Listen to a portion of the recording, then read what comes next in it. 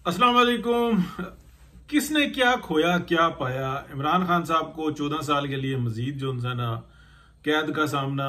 अभी इसके ऊपर बातें हो रही हैं कि जनाब लाहौर से क्या, हाई कोर्ट से क्या रिलीफ मिलेगा और सुप्रीम कोर्ट से क्या रिलीफ मिलेगा।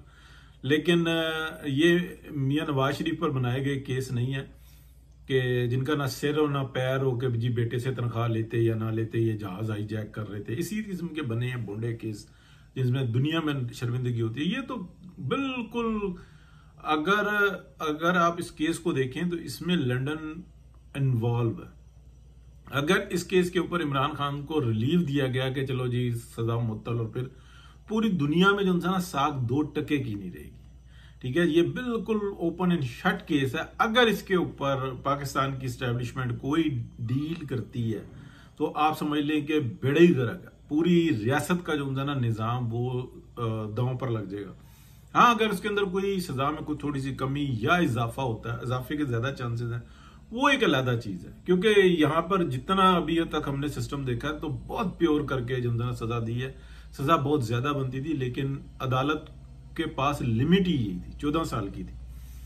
अब मैं आपको बात करने लगा हूं। यार सबसे पहले तो लाइक, सब्सक्राइब और शेयर करें, बेल आइकन दबा दें, बहुत अच्छा हो जाता है। सब्सक्राइब लाजमी करें और कमेंट लाजमी करें, इससे जो है ना बहुत हेल्प होती है।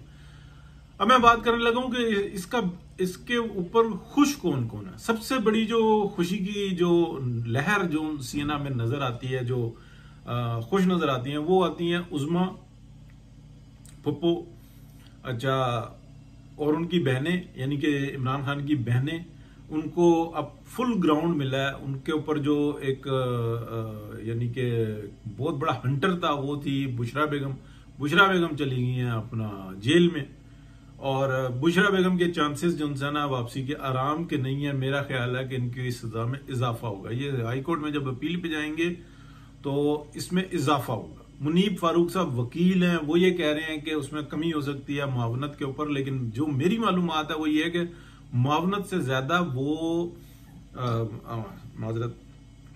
मुआवनत से ज्यादा उनका जो होती है ना प्लानिंग करना, उसके अंदर वो ज्यादा इन्वॉल्व है। प्लानिंग के जो है ना सारे मामला जो है ना वो एक होता है ना सहूलतकारी कर देना, हाँ में हाँ मिला देना, हाँ जी हाँ पैजो जी पैजो, वो नहीं है।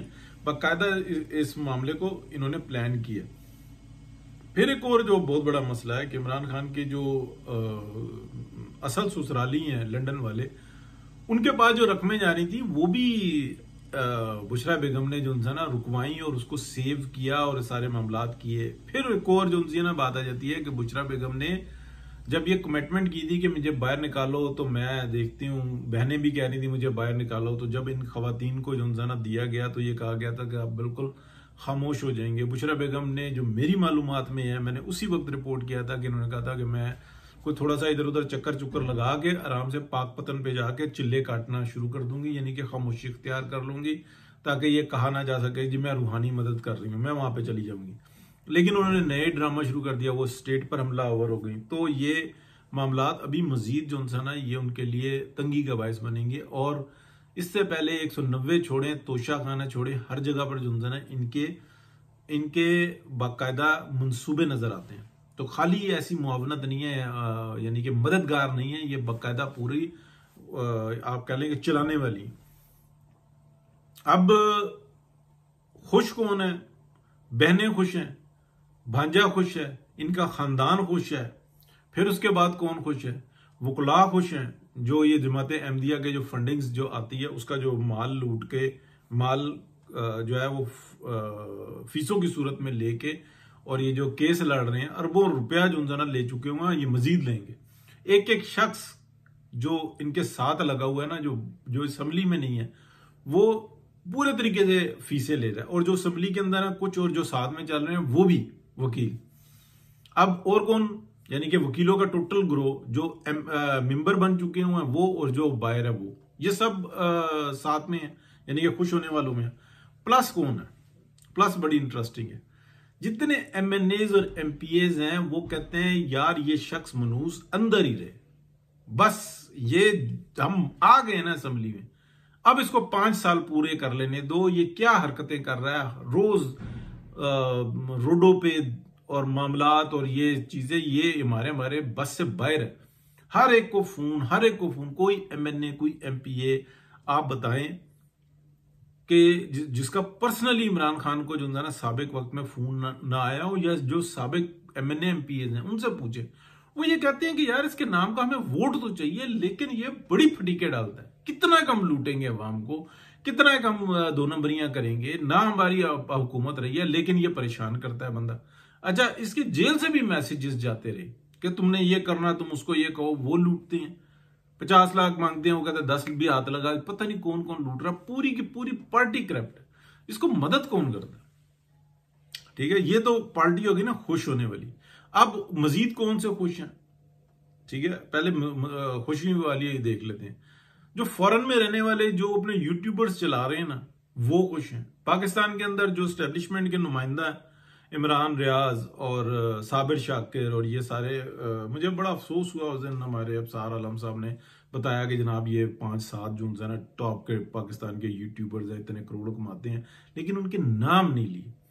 जबकि साफियों को अगर आप देखें ना, तो सियासतदान का मामला हो ना तो कपड़े फाड़ रहे होते हैं, उनके खानदानों तक का बता रहे होते हैं, उनके एड्रेसेस भी बता रहे होते हैं कि कल क्या थे, आज क्या है, ये बच्चे इनके कहाँ पे पढ़ रहे हैं, ये इनकी हराम की कमाइयां हैं, या ये इनकी हराम की तो नहीं कहनी चाहिए, ये इनकी कमाइयां, ठीक है ना टैक्स पे करते हैं ना ये करते हैं। तो चाहिए था कि बिल्कुल नाम लें। तो बहरहाल ये मौजू किसी और तरफ चला जाएगा।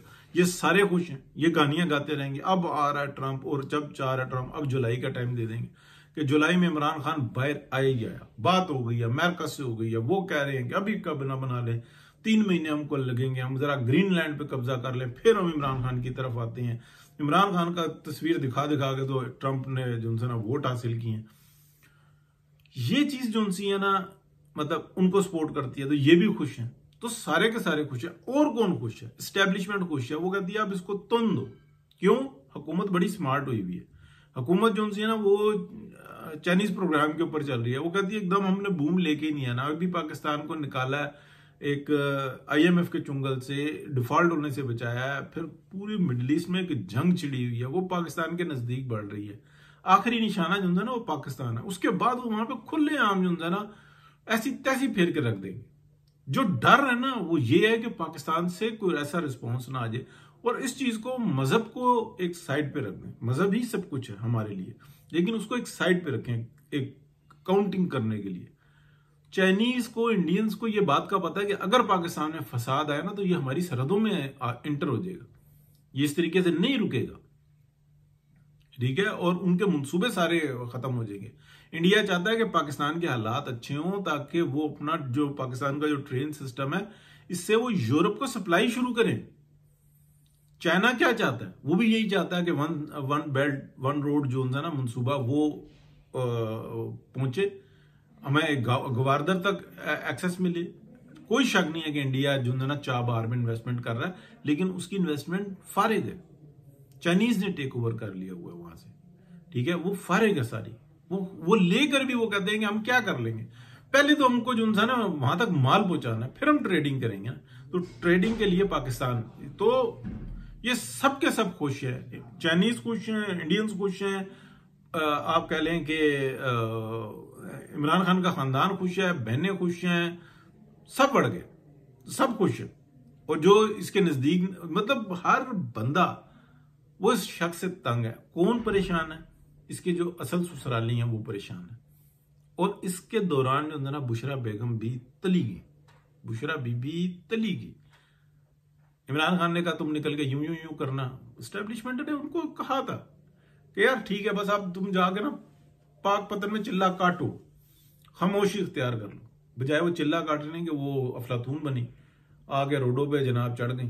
तो इतनी आसान नहीं है ये गेम, इसलिए कि हालात जो है ना इतने खराब हैं कि वक्त पड़ा हुआ पूरी दुनिया को। यहां पर जनाब इनको समझ में ही नहीं आ रही। वो समझ रहे हैं कि बस गुड टू सी यू। जजों को होश नहीं है।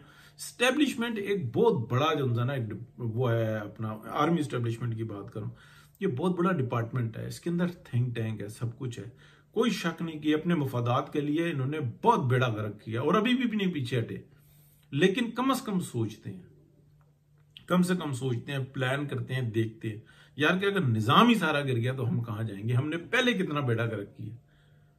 अभी ये जो हाइब्रिड प्रोग्राम है ना, बिलीव करें कि ये जो कह रहे हैं ना कि अगर हुकूमत जो उनसे ना बड़ी परेशान है, हुकूमत कोई परेशान, हुकूमत के चंद लोग हैं वो परेशान है, शहबाज शरीफ परेशान है कि यार ऐसा ना हो जाए, ऐसा ना हो जाए, मेरी वजारत है उसमें। बाकी अगर मुस्लिम लीग को गए तो मुस्लिम लीग चाहती ही नहीं है, वो कहती है कल की हुकूमत आज गिरे, नया इलेक्शन आए, हम भी रोना रोए, हमारे साथ ज्यादती हुई, एकदम से विक्टिम कार्ड खेला जाता है। आज हुकूमत गिरे ना पीएमएलएन की, आज हुकूमत गिरे, आप देखेंगे 15 दिन के बाद जो है ना ये सब का सब जो है ना, ये गुस्सा जो है ना, ये किसी और तरफ चला जाएगा और सारी हमदर्दी पीएमएलएन की तरफ आ जाएगी कि यार एक बंदे ने डिफॉल्ट से बचा लिया, सब कुछ कर लिया। क्यों कि अजहान के ऊपर काबू करने की गेम है सारी। अब पीएमएलएन की बहुत गलती है, इस वक्त में भी तैयारी पूरी नहीं है, लेकिन वो बातें और हैं। हमेशा की तरह व्लॉग लंबा कर दिया जी, लाइक सब्सक्राइब शेयर आप जरूर करें और बेल आइकन भी दबा दें और ग्रुपों में भी शेयर कर दें, कमेंट जरूर करना जी। बहुत शुक्रिया, अल्लाह हाफिज।